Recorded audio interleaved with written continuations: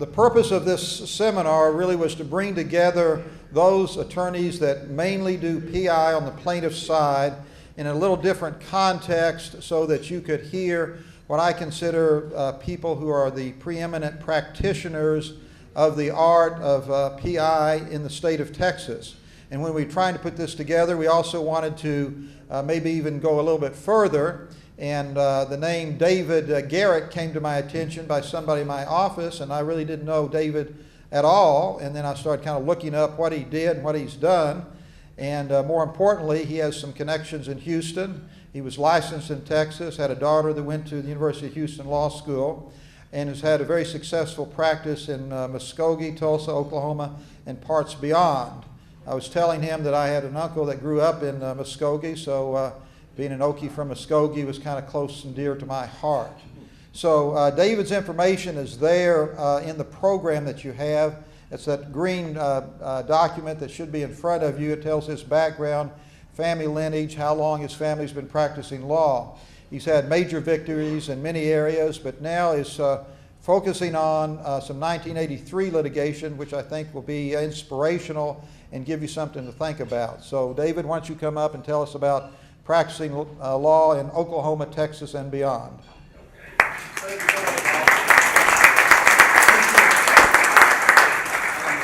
Hey, like you said, I'm David Garrett. I'm an Okie from Muskogee. When I finished law school at Tulsa, I came here in 1968 to Houston and worked for an accounting firm called Pete Marwick for a couple of years. Took the Texas bar, the Texas CPA, passed them both, and quit my job because I didn't like accounting. I'm ADD, only got the drug about 3 years ago to slow me down, and so because of that, I've had about 30 careers, all in the practice of law. After that, I helped some guys start a real estate development company that still exists called Moody Rambin Interests. I was a partner in that for about 5 years. Then I had a law practice where I restricted my practice to real estate developers in what I call the Gold Building, 777 Post Oak Boulevard it's called now, I think. I left here in '82 when I broke my hip and went to Oklahoma to rehabilitate and come back. Clerked in my uncle's law office. I was on crutches with a bunch of steel in my leg. I'd flushed my pharmaceutical jar of Percodan down the toilet because it made me, I still hurt but didn't care. And started seeing people that were accused of serious crimes or a big truck had run over for whom there seemed no justice. And my Uncle Douglas, who'd been practicing law there in Muskogee since the 30s, seemed to know how to make those kind of things happen. And I got inspired. I got a license in Oklahoma and became a trial lawyer. Sorry for the long intro, but you see my genealogy thing, and that's not really it. I'm a product liability lawyer, okay? That's what I ended up being. But to become that, I volunteered for a year to do preliminaries and trials for the indigent. Did 40 preliminaries my first year and 7 jury trials my next. The first civil case I filed was just like Bob. I filed a product liability case in federal court on formaldehyde poisoning. But I wasn't as smart as Bob, and I didn't get the whole industry. I wish I had. I've prepared for trial about 40 product cases in about 8 or 10 or 15 states. There's some resume I got floating around that says all the places we've done that. I've gotten the Chinese government in trial in California and had a way to collect the money, I thought, and had a real good judge on it. But my client went south. You know, you can't have everything all the time, except the kind of case I'm about to tell you about. 1983, okay? About 6 years ago, a friend of mine called me up and said, David, this lady's in the prison. She says that this county jail she was in, the girls had to show their breasts just to get a glass of ice water. A place called Custer County, which is about 100 miles west of Oklahoma City. Small rural county. There's a college in the next town over. I said, well, that doesn't seem right. There ought to be something you can do about that. You know, and I looked up, and the Governmental Tort Claim Act in Oklahoma didn't allow you to recover for that kind of stuff. It's exempt from action. I'd done 1 or 2 1983 cases before that time. I did a case one time where the police required drunks to walk down a 20-foot high concrete stair without a railing. And I had this guy who fell, of course, being dead drunk. He didn't die, but he broke his back. But the courts looked at it more like it was a single act of negligence rather than a policy. And as you'll see in the papers I have here, its policies has to be a policy of the governmental entity that allows you to go after them. Now you can't go after the states. They're exempt under the 11th Amendment, okay? But any governmental actor besides a state is free game, which includes counties, cities, governmental units. In Oklahoma, I'm in a suit right now with something called the Comanche County Correction Center, which was a subdivision deal that is not even run by the sheriff. It's run by the county commissioners, but it's a separate government entity. In Oklahoma, we have a law that says that when you get a judgment against a governmental unit, they have to raise the taxes and pay you over 3 years, period. You know, if there's an appeal, after the appeal, whatever, when it's a final judgment. And so you don't have to worry about insurance or anything. We have a case we're doing now against the state of Oklahoma's employees who were acting in the courses, who were acting under color of law at a prison, and through Freedom of Information discovery, before I filed the case, I got copies of all the state's insurance policies and found out who was covered, who was not. And so the supervisory personnel are the ones who are covered. We've done about 40 depositions in that case, and it'll be going to trial in about 6 months. If it goes, I don't think it'll go. The facts are so bad, I think they'll pay us not to do it. Anyway, we've not tried a case yet. I tell you, I told the two ladies, remember I told you about? I went, and this is not just in the outline, we'll talk about the law in a minute, but these stories are always great. There are 5 or 6 women's prisons in Oklahoma, and I met these first two. They said, oh, go see so and so and so, and I went to see them, and they said, go see so and so and so. And so one of the lawyers in my office took the video camera, and I went, I asked questions, he videoed, and then we had it transcribed, so it was real nice, you know, stuff to work off of, and better than I used to do. And but all we got was people getting patted on the rear, being groped, no actual sex, which I didn't think was gross enough to go from to bring it to the oh my God level that I think you need to be a successful in 1983 case. And so I wrote a letter to every woman who had been in that county jail for 2 years. Sent my investigator over, didn't ask the clerk, sent the investigator over, got a list of all the names, addresses, wrote them letters, and we got a few more interesting cases. We got the sheriff's girlfriend, who was in drug court under his supervision, who supervised her urine samples, and did horrible things to her against her will. Got that, 2 or 3 other rape cases involving the sheriff, and all kinds of stuff. Anyway, we investigated all this, and we filed our lawsuit in federal court in the Western. And Oklahoma has 3 federal courts. Can you believe that? A little state like Oklahoma, 3 million people and 3 federal courts. There's a political reason for it, but we have 3 districts. And I filed this from the Western District, and we wanted some help, we thought, from law enforcement. And so we tried to get the Oklahoma has something called the OSBI. It's like the FBI, but it's in local Oklahoma. It's like the Texas Rangers, I think, here. And they wouldn't talk to us. And so at that time, the Attorney General was my dear friend, a guy named Drew Edmondson, who used to try cases against me. He was a DA in Muskogee. And we got the OSBI to talk to us. And we said, here's our clients, here's what they're saying. You guys can go talk to them. And so they did. We went with them, said only two conditions. You can't tape or video them. Otherwise, you can talk to them all you want, just as long as we're there with them. And so they did. The investigator ended up writing a report about the sheriff. They had like 700 counts they could have filed. They didn't file that many. They had to get out of the county, had to get a new DA out of the county, and a different judge out of the county. At the preliminary hearing, the defense lawyer was using a picture of me like this, because I used to be a TV lawyer for about 15 years in Oklahoma, and I'm very well known in Oklahoma. I can go anywhere, and almost everybody in the room knows who I am. And so he had a big picture of me going around talking, which I figured that's how he's going to try the case too. So I didn't get to go to trial. I got to watch the preliminary, and the others tried the case. Never tried, unfortunately. But because they paid us, after the sheriff got tried, there was one juror who would not believe the women, even though there were like 12 women that testified about the things that the sheriff and his deputies did to him.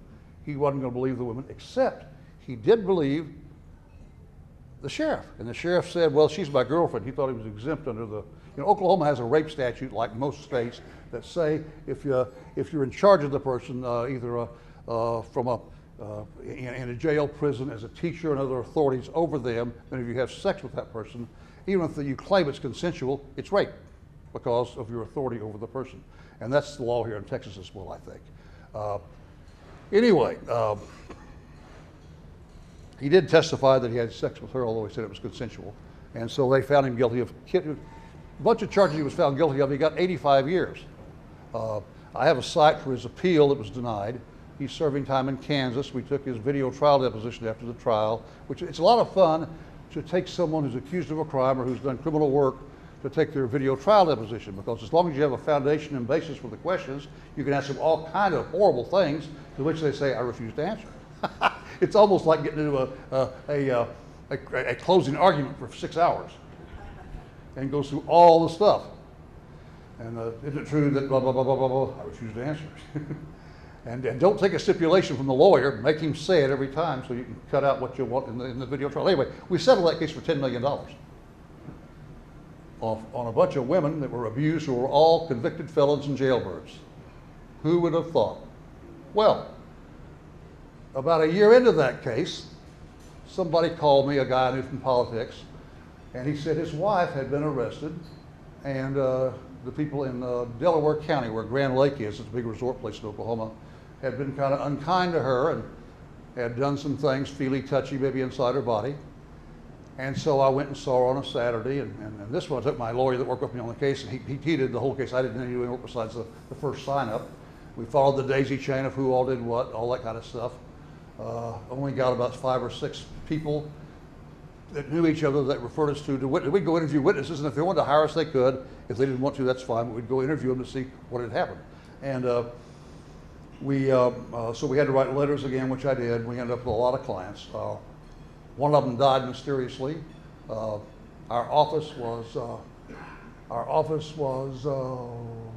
papers were examined every day for a week, we know of, because we videotaped it by a woman who had been a prostitute in this county and strangely enough had moved to Tulsa to go to work for this cleaning service. We couldn't link it up, we tried. But it was good enough. We settled that case for $13.5 million. Now this was just about a year and a half ago. We have cases going on right now in the Western District against Comanche County Correctional Center in Lawton, which has worse facts than I've ever seen, believe it or not. And then we have one going on. After the first case was over, the one out in Comanche County, I was reading the Tulsa World one day, and it was talking about the Oklahoma City newspaper, and it was talking about this lawyer who had just gotten his clients off of being accused of molesting women from the prison on the governor's mansion yards. And this lawyer was talking about what a great job he did. And it was the same lawyer that had my name around saying what a bad guy I was. So I investigated, made a couple of phone calls, looked up some stuff in the paper, and turned out that the guy who was in charge of the grounds for the governor's mansion in Oklahoma had women from the female prison come over to take care of the flowers, and he took care of more than that. Or he'd write them up bad, and they'd lose their good time, they'd get out of where they could leave, they have to go to another prison, might cost them 5 years, all kinds of horrible things happened, or could happen. And statute was about to run. You have a 2-year statute on these things, I believe, which we treat them all that way. And so, I'm sorry, I'm out of water. So one of the women had a lawyer.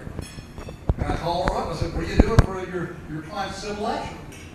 She said, what do you mean? And I said, well, you need to be suing some folks. And she said, well, it's exempt under the Oklahoma Governmental Tort Claim Act. And I said, yeah, but it's not exempt under civil rights law, under Title 42, Section 1983, if we can prove certain things. And so she referred that client to me, and I found everybody else that had been abused talking to them as witnesses, and they all hired us, and we filed a lawsuit. And at that time, there was a governor's race going on. The guy who was governor at the time this was happening was a Democrat, and I'm a Democrat, and I didn't want to embarrass him because there was a governor's race coming up where we thought a Democrat might get elected. Of course, it didn't. You know, we're more conservative in Oklahoma than you guys are in Texas, believe it or not, if that's possible. But it is true, believe me, it is true. So I filed the case, waited 180 days, dismissed the case, refiled it a year later. In Oklahoma, we have a savings statute where you can refile a case after you've dismissed it one time. I don't know if you have that in Texas, but it's a great thing in Oklahoma. That case is, we went ahead and did discovery on the case while it was dismissed using Freedom of Information. Got the insurance policies on the prison, on the guys that worked at the governor's mansion, on the fellows that worked at the other places that were involved, we thought, in not failing to take action. And that case we've about finished discovery in it. We have 2 employees that at a supervisory level who one of them had 5 events that he knew about and took no action. And so we'll call that deliberate indifference. When this guy, Tony, came to work to run the grounds, within 2 weeks, there was a young lady volunteer that came in tears because he'd been talking to her about being a dyke and see if she wanted to go do a little three-way or something. This little 18-year-old girl. And so they just, oh, that's just horseplay, and they fired her, got her transferred, and that was it. And then there was a woman who he ended up having a relationship for about a year. In fact, after she got out of prison, she moved in with him. And she would bring him to work when his motorcycle wasn't working.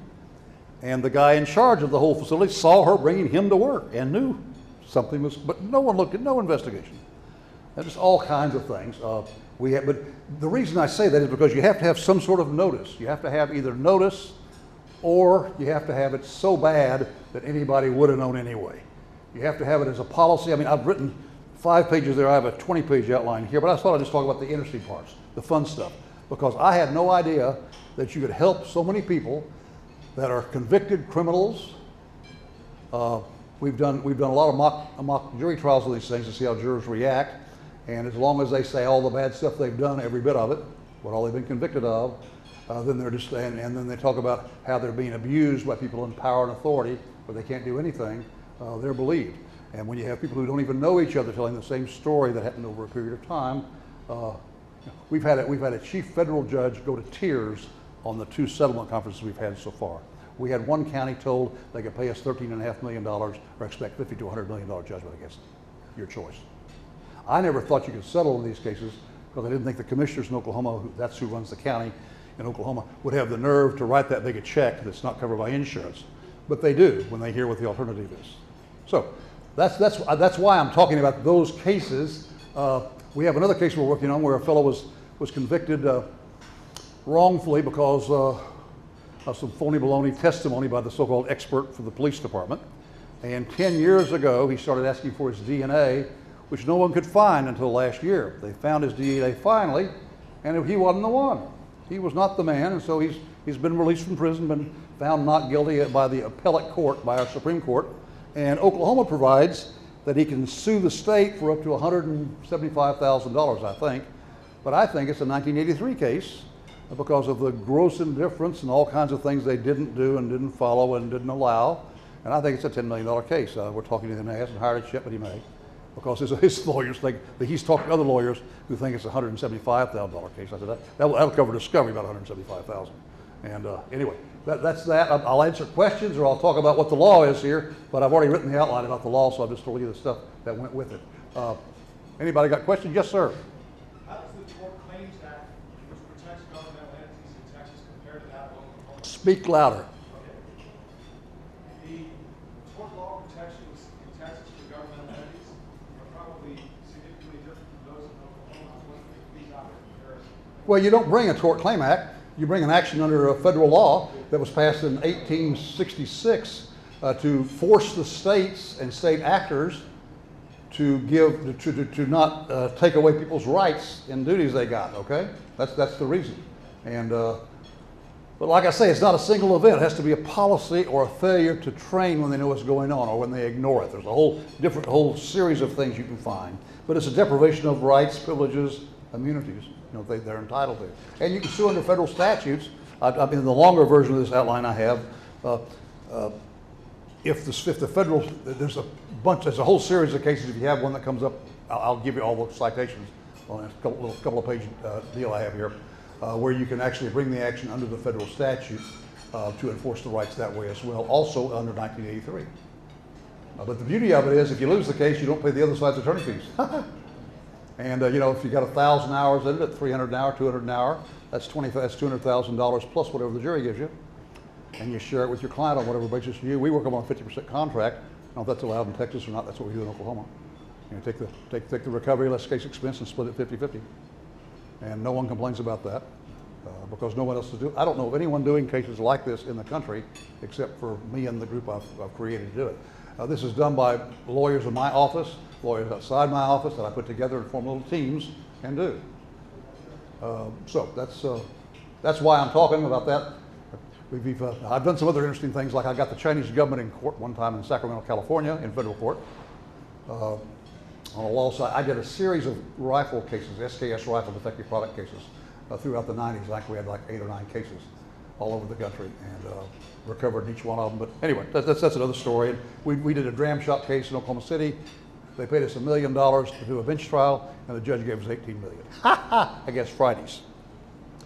Rather than argue about the last $3 million on the punitive part, we worked out a settlement. I can't say more. It's all gone now, and it's not reported, although I talk about it some.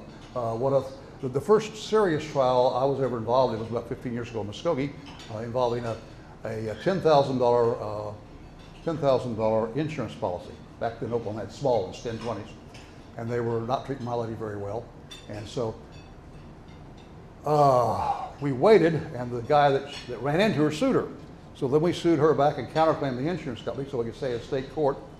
And we got a $6,300,000 verdict, and collected a whole lot of it shortly after that. Also got the law firm that defended it liquidated. We tried after that about 7 more cases, and we could never go more than the second day of trial. They never let us go. Usually they'd make us, the number gets so big, like we'd get an offer each break. They'd come in with a bunch of motions, be denied, be denied, be denied. At the first break, after opening, they'd give us an offer, then they'd start. And what the guy I had trial on, Mike Jones, would do, Mike would call, without having discovered him, whoever the company rep was sitting next to counsel, and just put him in the box and cross-examine him for the whole day with the file and everything. And the only open questions he got asked were, what's your name, what do you do, and why are you here? And then every other question is just, isn't that right? Yes, isn't that right? Isn't that right? Isn't that right? And so anyway, that's all I got. If anyone has questions about anything, I'll be here till I have to leave about 4 o'clock. I'd be delighted to work with anybody. If anyone gets calls about people in non-state institutions even state institutions being victimized, I'll come down myself. I'll go see them. I'll interview them myself. I'll be happy to work with you on any basis that we want to work out. Okay, so give me a call if you want, or you can talk to me up here. Okay, thank you very much. Don't move. It's good to know that in Texas we don't have any problems like that with law enforcement or. Texas has the highest rate of rapes in prisons in the country, according to the federal statistics. David Garrett is out of Tulsa. You have his outline in the black bag, and you can find him. He'll be here for a while. If you have any questions about how he's gotten into the 1983 business and tried to bring a little strong law enforcement into Oklahoma.